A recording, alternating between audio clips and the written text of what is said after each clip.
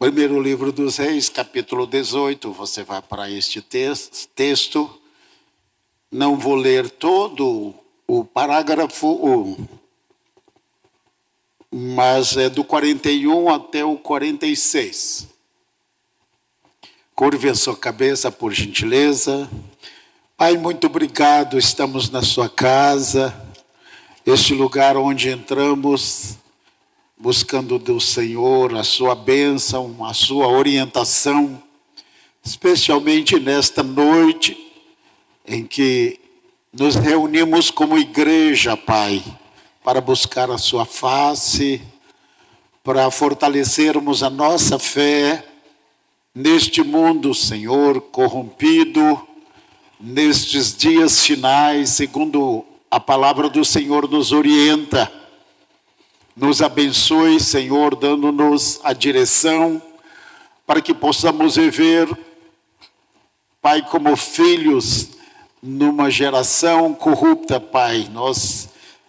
Nosso desejo, Senhor, é que sejamos como astros neste mundo, Pai, com o brilho de Cristo, com o brilho do Senhor em nossas vidas. Nós te agradecemos, pedimos também por todos aqueles que estão se reunindo nesta hora, a sua igreja que se reúne nesta cidade, no estado da Bahia, no Brasil e também no mundo, Pai, onde estiver, o teu povo estiver cultuando, adorando o Senhor, que o Senhor os abençoe. A palavra é clara que o Senhor estaria presente, Pai, para abençoar. Muito obrigado, em nome do Senhor Jesus. Amém, glória a Deus. Primeiro livro dos Reis, capítulo 18, versículo 44. Acharam? Amém? Diz o seguinte, só o versículo, primeiro livro dos Reis, 18, 44. Sucedeu que a sétima vez, então, o discípulo, ele foi várias vezes, 6 vezes, mas aqui ele retorna pela 7ª vez e ele fala para o Elias que estava orando. Então Elias foi para a brecha, porque por causa da maldade do povo de Israel, houve um tempo de apostasia. O Elias é um dos profetas mais renomados da Bíblia. Seu ministério foi cerca de 850 anos antes do Senhor Jesus. E ele viveu num período do rei Acabe. Acabe era marido de Jezabel. Todo mundo conhece, não é? Então, Jezabel, ela era certamente filha de rei, casou com Acabe, que não era muito líder, ele era muito fraco. Uma personalidade fraca, e Jezabel, ela tinha uma liderança muito forte, mas ela tinha algo, ela era idólatra, e ela veio para Samaria. Neste período o reino já estava dividido, ela trouxe os seus ídolos, ela trouxe tudo que era de ruim, ela sustentava. No período do reino de Acabe, ela que decidia, 450 profetas de Baal e 400 profetas de Azera. Tudo indica que ela sustentava esses profetas. Isso num lugar onde Deus separou para ser rei, Deus, Senhor, para que Israel fosse exemplo. No Velho Testamento, na primeira aliança, Israel foi a igreja do Antigo Testamento, se podemos assim dizer. Então, neste período, Elias, ele foi chamado por Deus, como falei, num período de apostasia, muita apostasia. E ele profetizou que 3 anos e meio não choveria. Você pode ver isto quando Tiago, ele falando sobre oração, ele diz que Elias era sujeito aos mesmos sentimentos, né? Fraquezas, incertezas e tudo mais. Diz que ele orou por 3 anos e meio e não choveu. E depois ele orou novamente e choveu.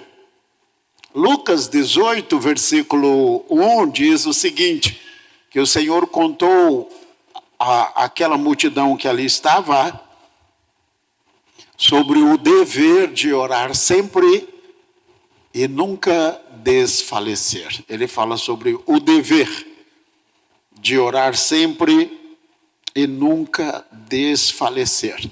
Então, nós vemos aqui o Elias, ele está clamando a Deus, ele precisa de uma resposta, ele tem aqui um discípulo que vai. Uma certa vez eu estava com uma caravana em Israel, eu olhei para o céu, não vi uma sequer nuvem. Eu nunca pensei que eu veria isto. Mas eu olhei para os 4 lados, né, e não vi uma nuvem sequer. Eu lembrei-me de Elias, tá? Porque Elias, ele profetizou e ele viu este período de seca e depois ele orou, o Senhor mandou a chuva. Então nós estamos vendo que aquele homem estava ali, certamente na postura de intercessão, ele estava clamando a Deus porque ele estava buscando a face do Senhor, ele precisava fazer algo como profeta para que o povo de Israel voltasse para Deus. Ele já havia derrotado os profetas de Baal, a Jezabel queria pegá-lo, ele correu, ele queria morrer no começo, mas não queria correr para junto de Jezabel, estranho, não é? Ele queria morrer, mas não queria ficar perto de Jezabel, e Jezabel queria matá-lo, tá? Mas ele ora, ele clama a Deus, ele busca o Senhor, e o Senhor responde. E aqui, depois de 7 vezes, indo e voltando pela 7ª vez, ele traz uma resposta. E sucedeu que a 7ª vez, aonde parei, disse, eis que se levanta do mar uma nuvem do tamanho da mão de um homem. Então, isso para uma pessoa que não acredita, não significa muita coisa. Mas para Elias, isso aqui era um grande sinal. Então ele disse, Elias, sobe e dize a Acabe, aparelha o teu carro e desce para que a chuva não te impeça. Aqui você vai ver no final que o Espírito de Deus veio sobre Elias e ele corre até a entrada de Jezreel e eles fizeram uma pesquisa pelo cálculo da distância onde estava o Monte Carmelo e até Jezreel ele correu aqui cerca de 42 quilômetros. Certamente o Elias não era novinho, não era adolescente. Os cavalos de Acabe eram cavalos de raça, bons, bem tratados.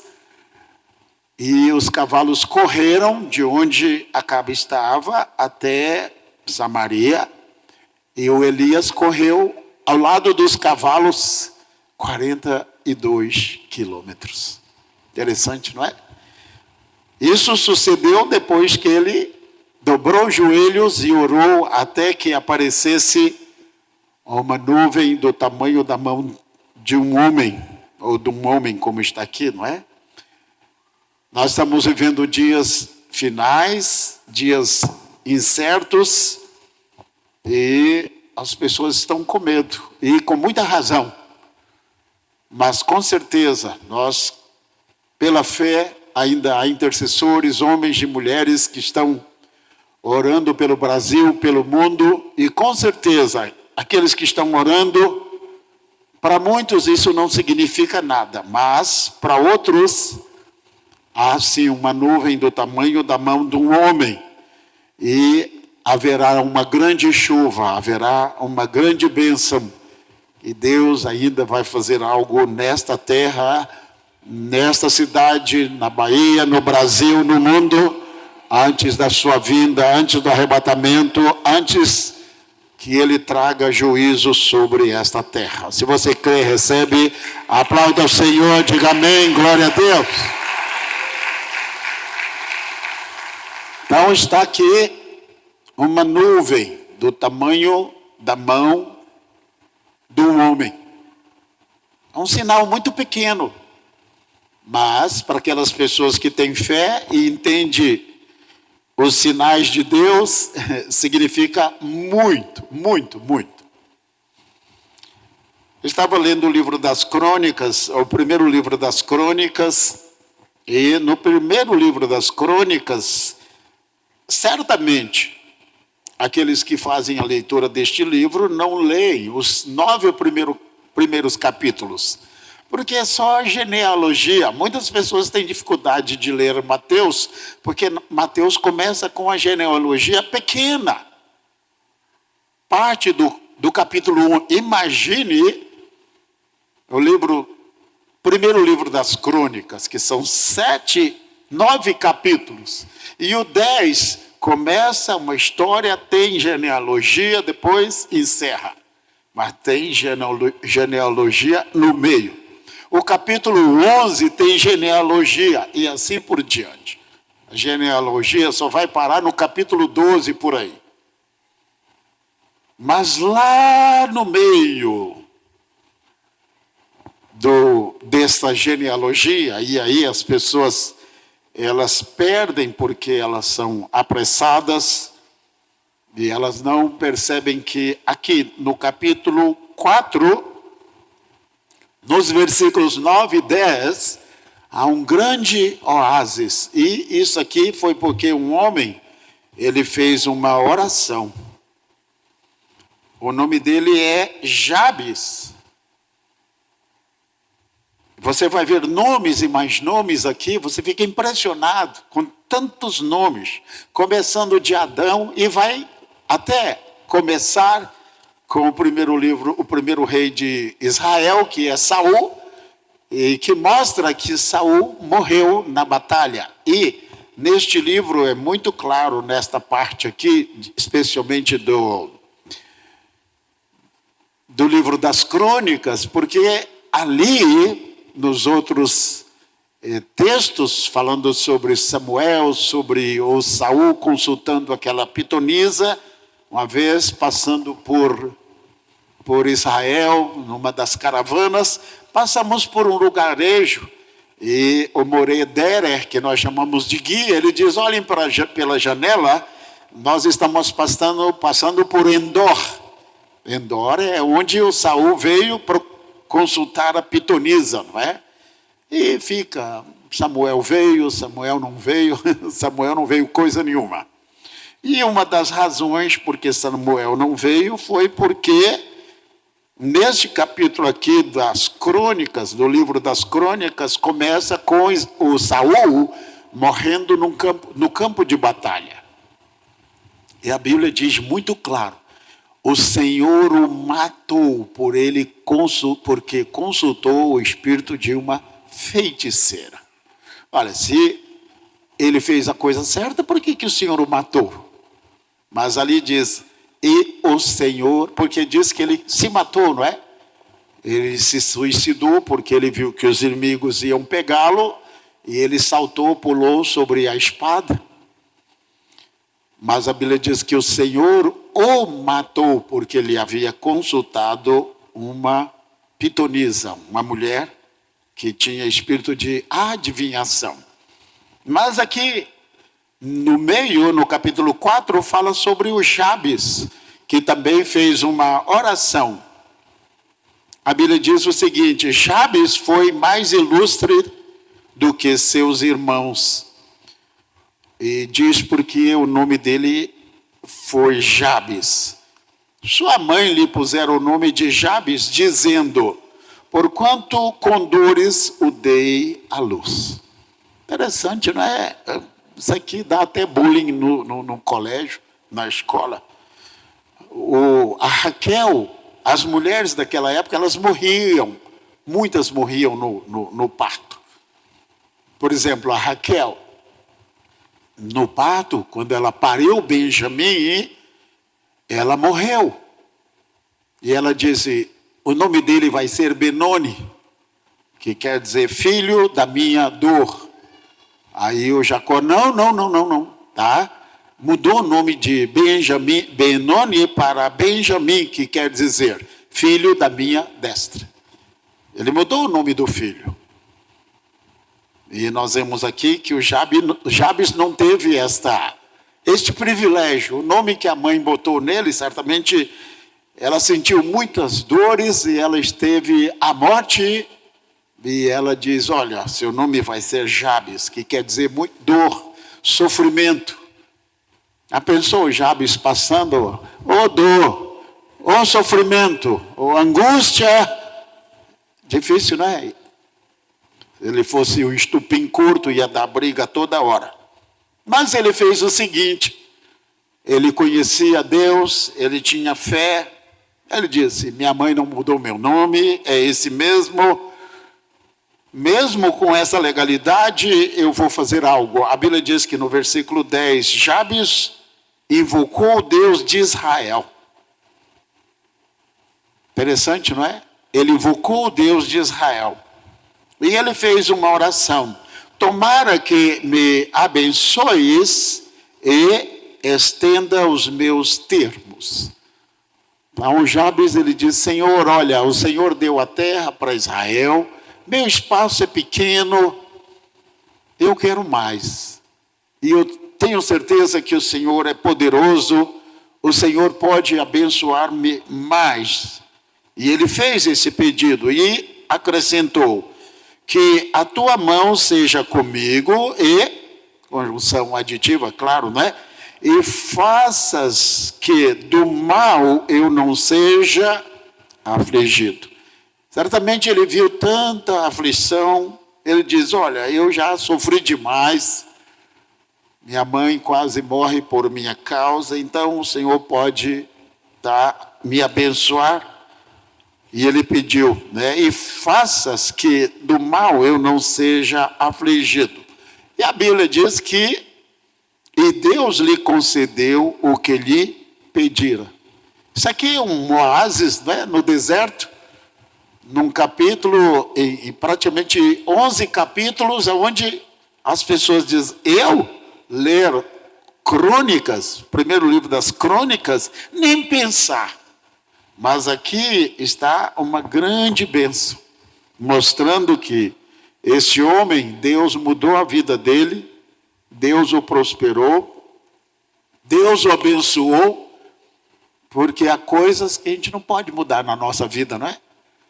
Eu conheço aqui irmãos, certamente, que antes de se converter, que alguns converteram bem cedo, outros nasceram no Evangelho, mas outros tiveram um tempo muito grande lá, muito tempo no mundo.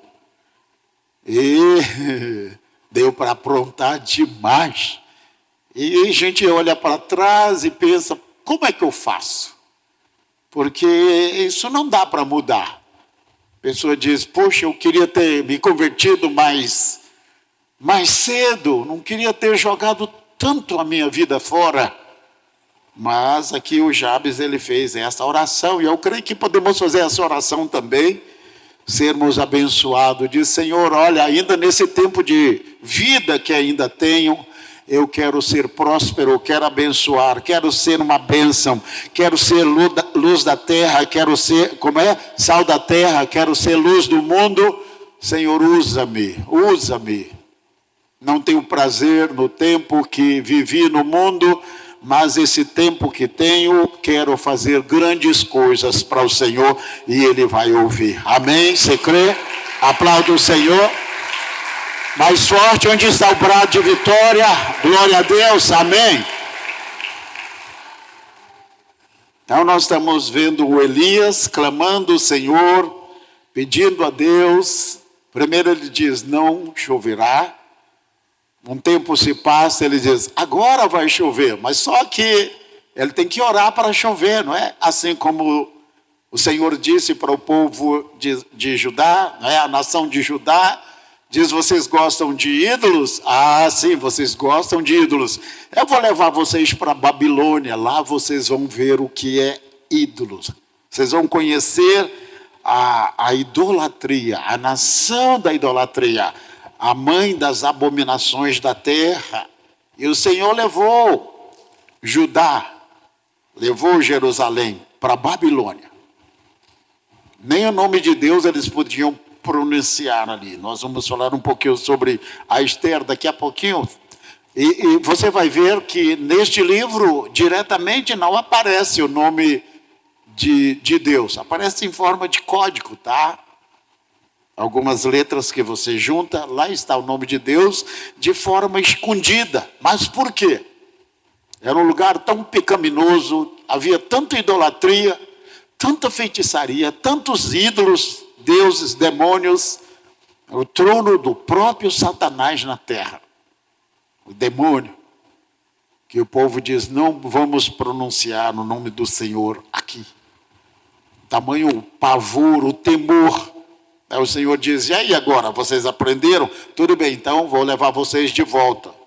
Então, 70 anos depois que a terra descansou da maldade, o Senhor levantou um profeta chamado Daniel, e Daniel se colocou na brecha e clamou ao Senhor, e Deus levantou um rei que assinou um decreto dizendo, podem voltar para a terra de vocês. Ainda disse assim, orem por mim. Ainda deu oferta para o povo levar para construir, reconstruir, tá? E abençoar aquela terra. Interessante, não é?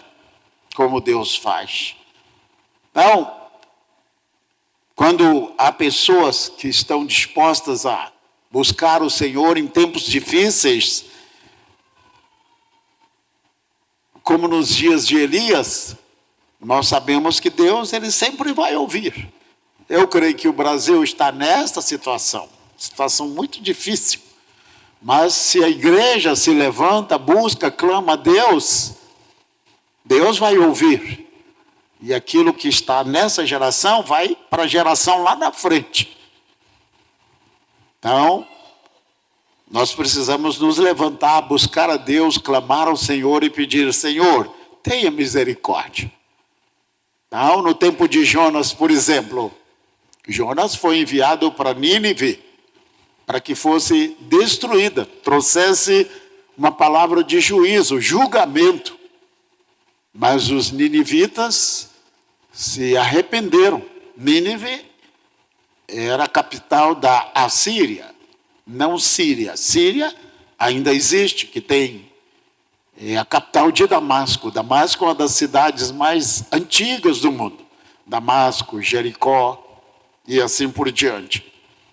Então, o Jonas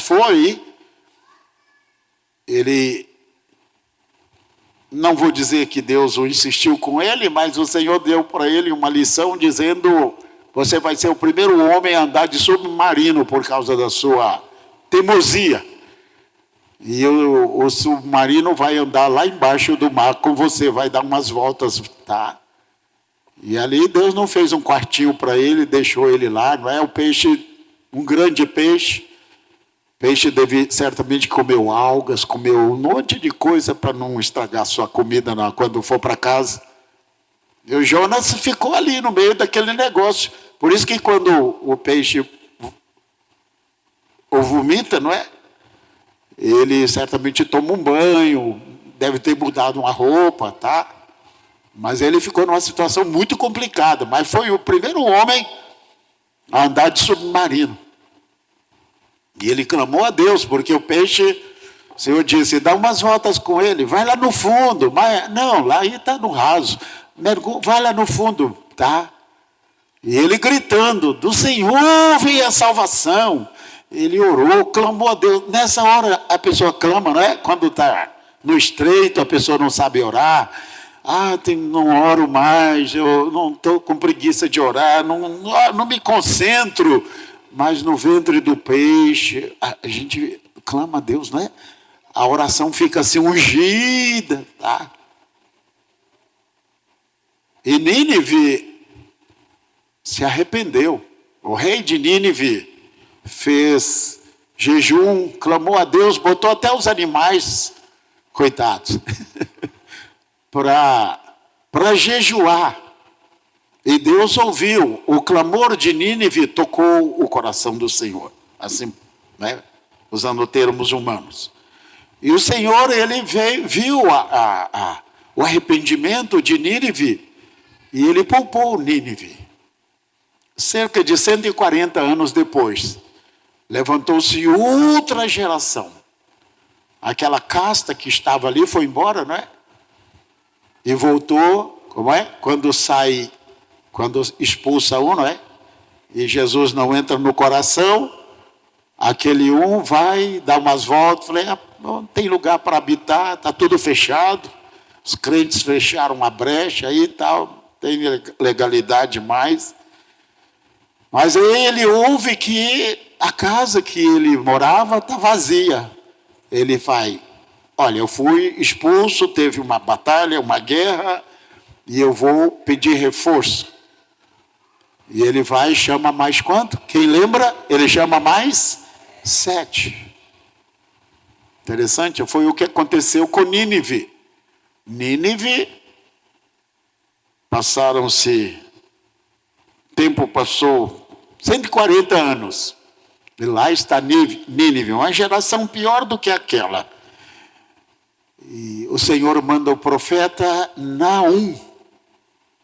Interessante, não é?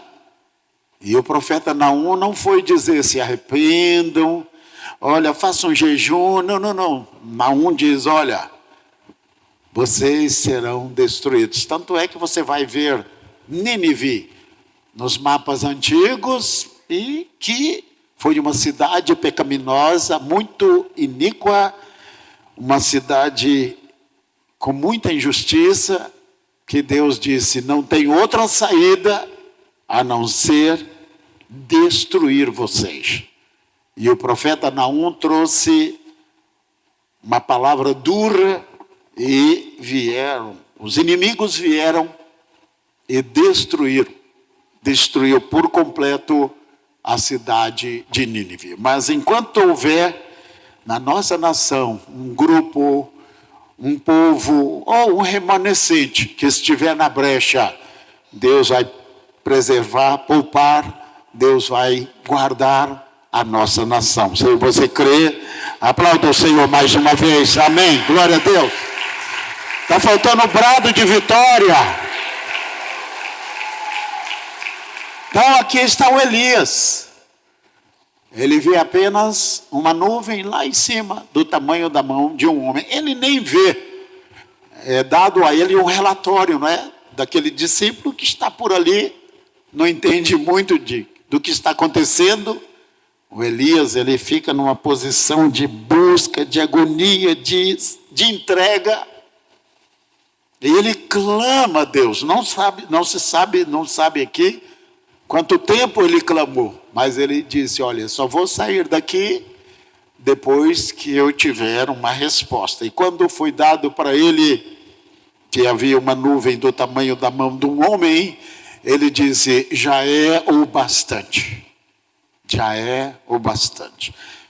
Nós vivemos dias difíceis, não somente de iniquidade, a situação que nossa nação está enfrentando, mas vemos também muitas pessoas abandonando a fé, inclusive pessoas que pregam o evangelho.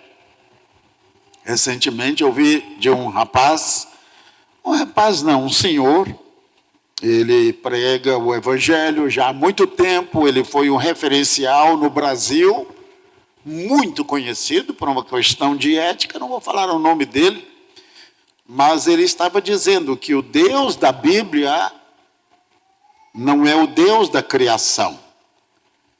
E eu falei, não respondi nada, mas eu disse, é sim. Ele disse, não, o Deus da Bíblia, o Deus de Israel, não é o Deus da criação. E ele afirmava mesmo, com todas as letras, que o Deus da Bíblia, o Deus de Israel, não é o Deus da Bíblia. E que o Deus da Bíblia não é o Deus da criação. E você sabe que é.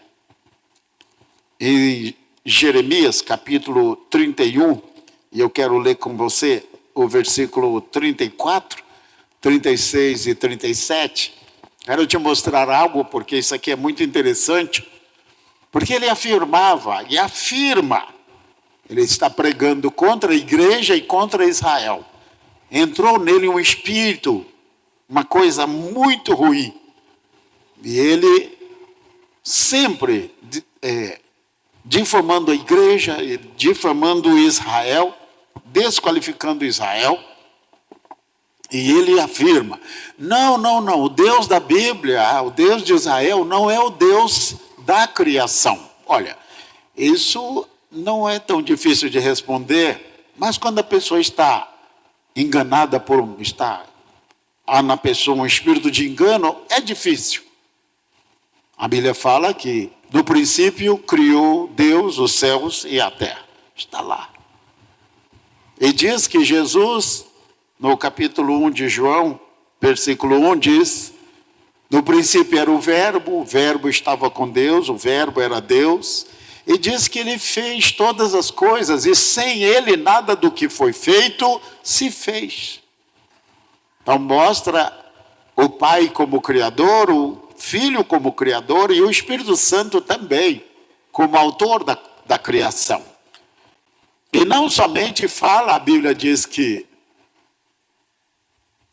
Deus, o Deus da Bíblia é o Deus da criação, diz também que o Deus da Bíblia, que é o Deus da criação, ele fez um pacto, uma aliança eterna com a nação de Israel, com o povo hebreu, com os descendentes de Abraão, de Isaac e de Jacó. Estava lendo o livro de Ezequiel, depois o profeta Jeremias.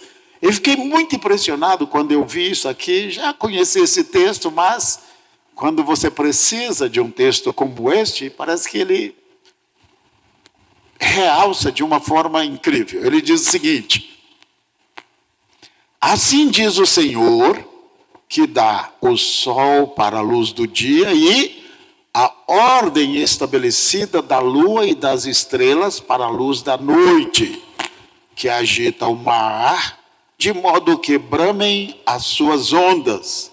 O Senhor dos exércitos é o seu nome. Isto é o Deus de Abraão, de Isaac e de Jacó, é o Deus da Bíblia que está falando.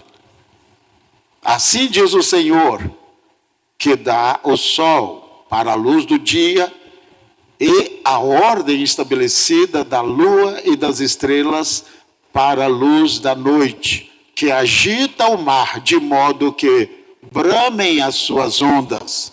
O Senhor dos exércitos é o seu nome. Olha os demais versículos a seguir. O 36 e o 37. Se esta ordem estabelecida falhar diante de mim, diz o Senhor, deixará também a linhagem de Israel de ser uma nação diante de mim para sempre. E ele fecha aqui. Assim diz o Senhor, se puderem ser medidos os céus lá em cima, olha que incrível. Porque ele fala, lá no princípio criou Deus os céus e a terra. Ele usa a palavra Hashamayim, os céus. E certamente é a mesma palavra aqui. Se puderem ser medidos os céus lá em cima, ele não fala apenas o céu, os céus lá em cima, e sondados os fundamentos da terra cá embaixo, também eu rejeitarei toda a linhagem de Israel, por tudo quanto eles têm feito, diz o Senhor. Então aqui está mostrando que o Deus criador dos céus e da terra é o mesmo Deus que nos deu a sua palavra, a Bíblia Sagrada, este livro sagrado, e esse Deus que é autor da criação, que é o Deus da Bíblia, ele é o Deus de Abraão, de Isaac e de Jacó, e é o Deus que fez uma aliança que jamais será quebrada, não somente com Israel, porque com Israel ele fez essa aliança inquebrável com o seu amigo Abraão, e com a igreja ele fez essa aliança inquebrável através do Messias de Israel, que veio da linhagem de Abraão, Isaac e Jacó. Aplauda ao Senhor, dê um brado de vitória, amém? Então cai por terra a mentira de Satanás, que diz o pregador famoso que o Deus da Bíblia não é o Deus da criação, é sim, o Deus da Bíblia é o Criador dos céus e da terra. Aplauda o Senhor mais uma vez, glória a Deus. Onde está o brado de vitória? Eu não sei você, mas ao que eu vejo, eu busco, eu leio, e um livro que eu estudo é esse aqui, e leio mesmo. Meu alvo é ler esse livro nos originais, naquilo que tem de mais avançado do Antigo Testamento. Já consigo ouvir o Novo Testamento, eu vou pegar lá na frente, mas eu leio, devoro esse livro.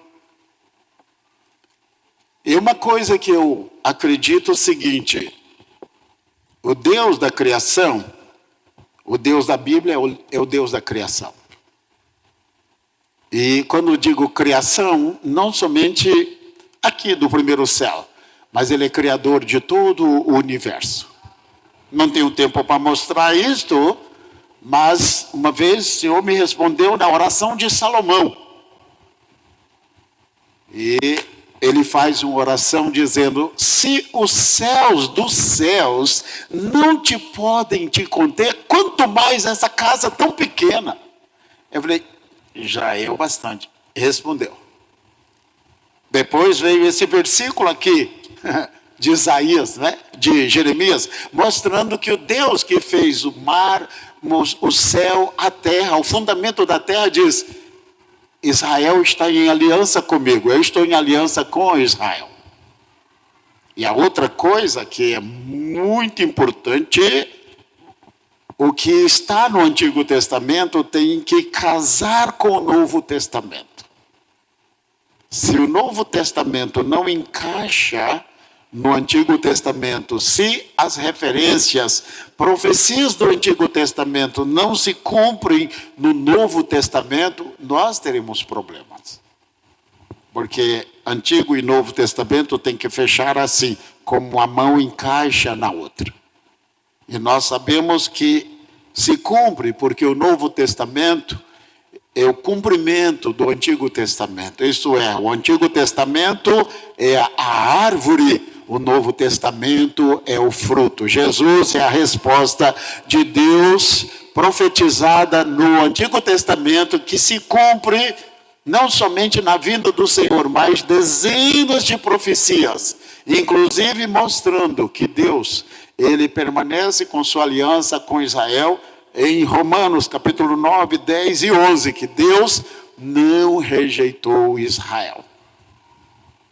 Então isso é importante saber, porque sem essas coisas é impossível, você não tem base, fundamento, você não tem assim muito chão para você sustentar a sua fé. Mas Deus, o Deus da Bíblia, é o Criador dos céus e da terra. O Deus Criador dos céus e da terra, que é o Deus da Bíblia, está em aliança eterna com Israel e com a igreja. E o Deus da Bíblia, que é o Criador dos céus e da terra, Deus de Israel, e o Deus que fez uma aliança com a igreja através do Senhor Jesus Cristo, esse Deus, ele comprou a sua igreja com seu sangue, não com ouro, não com prata, mas com sangue precioso do Cordeiro. Nele se cumpre as palavras do Antigo Testamento. Amém? Então é um livro que nós podemos confiar e, se possível, entregar a nossa vida, colocarmos nele a nossa vida, fazer dele o nosso padrão de vida. É o nossa única regra de fé e de prática. Aplauda o Senhor se você crê, se você recebe. Está faltando o brado de vitória. Amém? Glória a Deus. Deixe-me encerrar aqui com algo interessante ainda sobre uma nuvem do tamanho da mão de um homem, que está aqui no primeiro livro dos reis, né? É isso mesmo. Primeiro livro dos reis. Crônicas foi o Jabes. Crônicas 4, 9 e 10. Então, o primeiro livro dos reis, 18, 46, que fala sobre uma nuvem do tamanho da mão de um homem. Eu falei que iria dar uma pincelada no livro de Esther, apenas no episódio que ela se levanta e busca Deus num momento muito difícil. Esther foi uma jovem muito bonita, que ela passou por testes, uma peneira muito fina, e ela foi aprovada, porque ela foi separada por Deus por tal tempo, por um tempo tal como aquele. Da mesma forma que eu e você fomos separados para esse tempo, para um tempo tal como este. Amém? Esse tempo difícil, nós estamos aqui para fazermos a nossa parte. Elias já passou, Jabes já passou, a Esther já passou, todos eles já passaram. Agora é a nossa vez. Então, o livro de Esther fala desta jovem que se tornou rainha, e Deus a coloca no trono com um objetivo. Porque uma lei seria assinado um decreto, para que todo o povo de Israel fosse assassinado, como se fosse o Hitler daqueles dias. Eles queriam fazer um holocausto nos dias de Esther. Tanto é que até hoje se comemora uma festa chamada Purim, da palavra pur, que eles celebram. É uma festa bem animada, bem agitada, tal. Para nós a gente olha que isso, tal, mas é a festa deles. É a festa da derrota do Ramã. É a festa que celebram aquele dia de uma grande vitória. Há na Bíblia 3 salas. E quando nós oramos, nós entramos em uma dessas salas. Eu até fiz aqui uma observação. A sala do tesouro, a rainha Esther, ela não precisava de dinheiro. Ela era a esposa do rei mais poderoso daquela época. Se ela falasse com ele, vou comprar umas coisas, me dá o seu cartão. Ele, está aqui, fica à vontade. Ela não precisava de tesouro, de dinheiro. Então, a sala do tesouro é somente para aqueles que são íntimos do rei. Então, a Esther não precisava de tesouro. Nada poderia salvar o povo dela. Dinheiro nenhum. Até porque eles iriam assassinar os judeus e pegaria toda a riqueza e colocaria no cofre do rei. Só que o rei não estava sabendo. Ele estava sendo enganado por Ramã, descendente de Amaleque, que tinha muita raiva do povo de Israel. Então, há também a sala do banquete. Mas a Esther, ela disse, não é a sala do banquete. A sala do banquete é quando estamos com fome, não é? Ou fome espiritual, sedentos de Deus, famintos, querendo recarregar, não é? Renovar as nossas forças. Ela disse, eu preciso disso, mas isso não vai resolver. Porque a Esther, ela tinha na mesa dela a melhor comida. A mesa dela tinha a melhor comida. E a outra sala, não é? Sala do trono, sala do banquete. A sala do tesouro, sala do banquete, já até adiantei. A outra é a sala do trono. E Esther disse, eu preciso desta sala.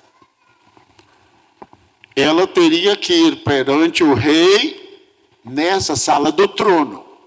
Mas antes de ir para a sala do rei, que era o seu marido, o homem mais poderoso do mundo, que ninguém poderia apresentar-se perante ele sem que fosse chamado, nem ela.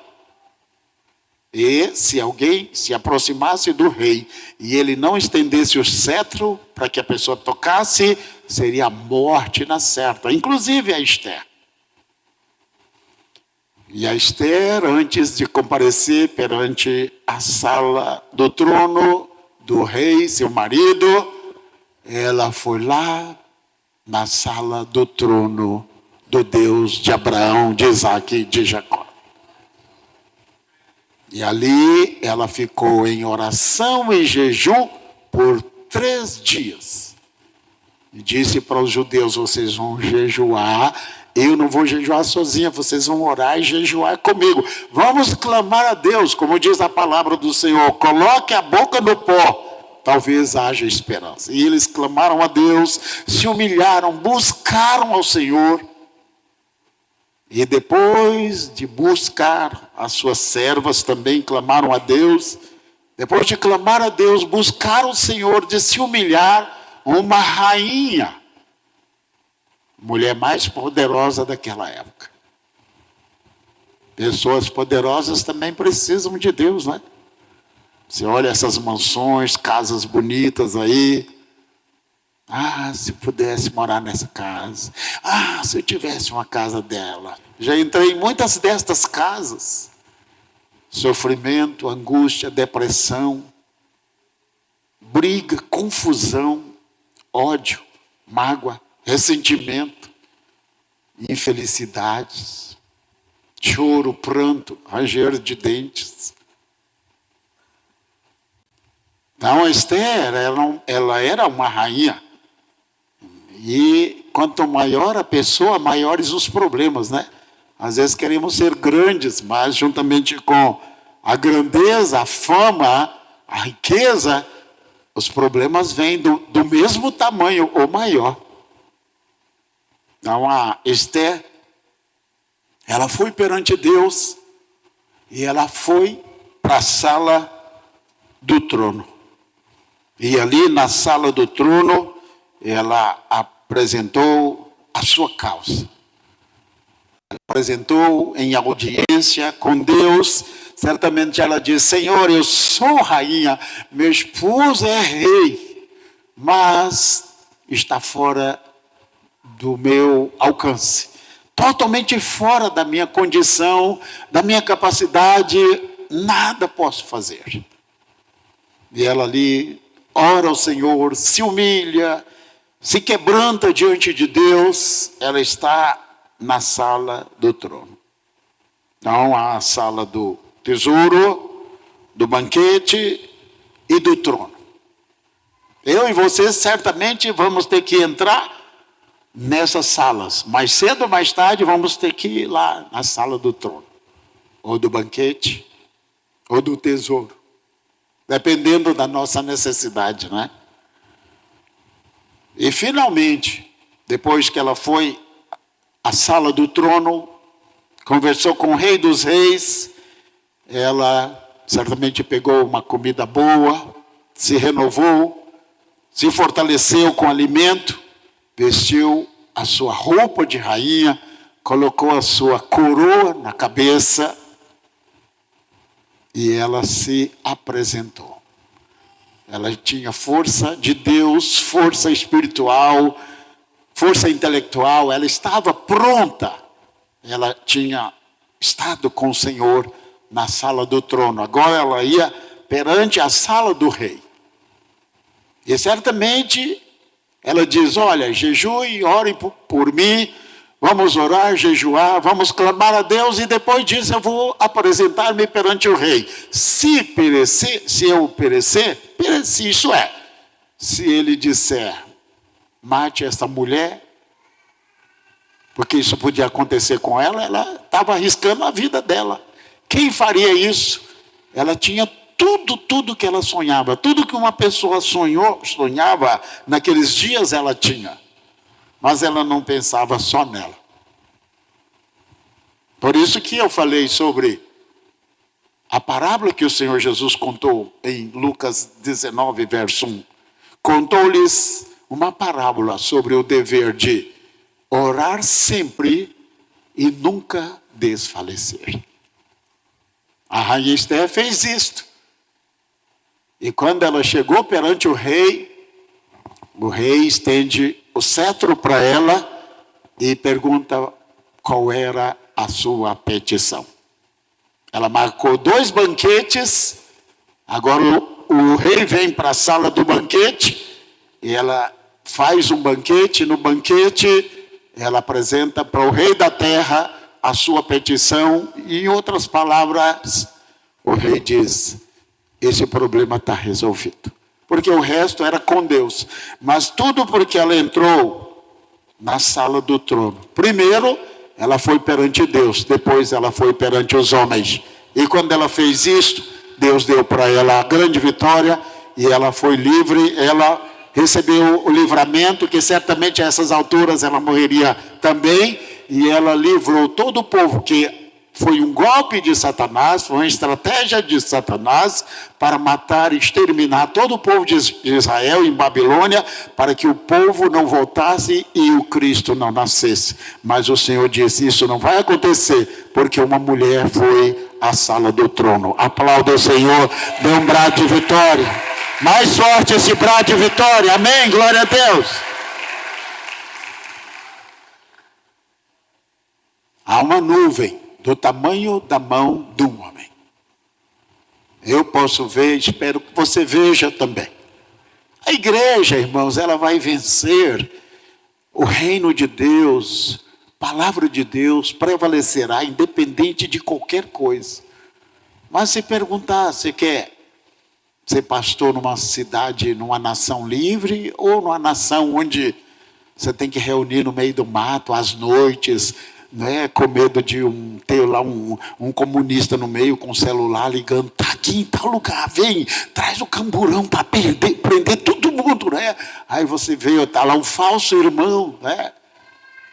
Sua pressão vai lá para baixo, vai lá para cima, desce, tá? Você está dormindo, está com medo de arrombar a sua porta, de pegar, te jogar na cadeia. Isso é o que os nossos irmãos sofrem nos países comunistas. Infelizmente, muita gente quer essa praga para o Brasil, não é? Os missionários vêm de lá para cá, a gente está orando para Deus nos livrar disso, e vocês querem essa maldição para o Brasil. Podia fazer uma troca, né? Trazer os missionários de lá para cá e pegar esses irmãos e levar para lá, né? Falei: olha, vocês vão para lá, porque lá vocês ficam à vontade, tá? Tudo da mesma família, tá? A igreja vai prevalecer independente do sistema de governo. Mas se podemos ter uma nação livre, vamos orar por isso, vamos lutar por isso, vamos entrar na sala do trono e vamos reconhecer aquilo que o Senhor Jesus falou, a necessidade de orar sempre e nunca desanimar, nunca desfalecer. Aplauda o Senhor mais uma vez, dê um brado de vitória. Há uma nuvem do tamanho da mão do homem, e ela vai crescer e haverá uma grande chuva. Creio que chuva de avivamento. Quantos creem e recebem? Aplauda mais uma vez com brado de vitória. Diga: eu creio, recebo e verei essa bênção. Diga para o irmão: irei para a sala do trono falar com Jesus sobre isso. Porque nós queremos a bênção, não é? Mas tá, você vai para a sala do trono. Sabe, eu pensei que era brincadeira, que o pastor estava brincando. É o que está fazendo aí, né? Pregando uma palavra assim que o pessoal diz, isso é brincadeira, não é? Não, isso não. Tá? Elias era um homem sujeito às mesmas limitações. E diz, ele orou, o céu se fechou. Depois ele clamou a Deus, o céu se abriu. E Deus prometeu, invoca-me e te responderei. A palavra do Senhor é clara. Todo aquele que invocar o nome do Senhor será salvo. É tempo de clamarmos a Deus. A mão do Senhor ainda está sobre essa nação. E nós teremos de Deus uma oportunidade. E cremos que Deus, que prometeu tanta coisa para o Brasil e não se cumpriu, essas palavras proféticas que foram dadas por homens e mulheres de Deus que vieram de outros países e disseram, o Brasil será o celeiro de missões. O Senhor levantará nessa nação muitos missionários, homens e mulheres que sairão daqui e irão para outros lugares levar a preciosa palavra do Senhor. Quantos irão para a sala do trono buscar o Senhor, na audiência com o nosso Deus, em oração, em jejum também? As pausas, olha, diminuiu, acabou, deu. Quando eu falei jejum, pastor, estava tão bom. Oh, Jesus, deu. Mas quantos recebem, quantos creem que vão fazer parte disso que Deus vai fazer nos últimos dias. Então sela essa hora com mais uma salva de palmas, com mais um brado de vitória. Diga, eu creio, eu recebo. E diga, eu tomo posse, farei parte disso que Deus vai fazer.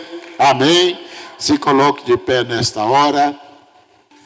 Eu estava falando que eu me converti há 51 anos. Há 51 anos. E de vez em quando eu vou lá na minha cidade, Paracatu, onde os meus irmãos e minhas irmãs moram. Meus pais já estão com o Senhor. E eu fico impressionado, porque eu vejo pessoas que eram da juventude, da minha época, quando eu tinha 16 anos. Hoje eu tenho 67, viu, irmãos? Quando eu tinha 16 anos me converti. Eu volto lá e vejo pessoas na igreja firmes. Meio século, 50 anos, é metade de 100. Irmãos, é muito tempo. Essas pessoas viram tantas coisas e estão lá de pé, firmes. Não é fácil, mas não é impossível. Nesses últimos dias, a nossa fé será certamente testada. E de todas essas formas, quando eu vejo esse rapaz, que foi um dos maiores pregadores do Brasil, hoje dizendo que o Deus da Bíblia não é o Deus da criação, sem que há textos e mais textos dizendo que Deus, Ele foi que criou os céus e a terra. Está lá, Bereshit bara Elohim et hashamayim ve'et haaretz. Bem claro, começa. Deus não aparece assim, oi gente, eu quero me apresentar, só eu, viu, eu vou me dirigir a você. Deus não age desta forma. Ele não entra na nossa caixa, nós é que temos que acompanhá-lo. Ele começa a mostrar, dizendo que Ele é o Criador dos céus e da terra. Coisa linda, não é? Levante as suas mãos. Ore ao Senhor.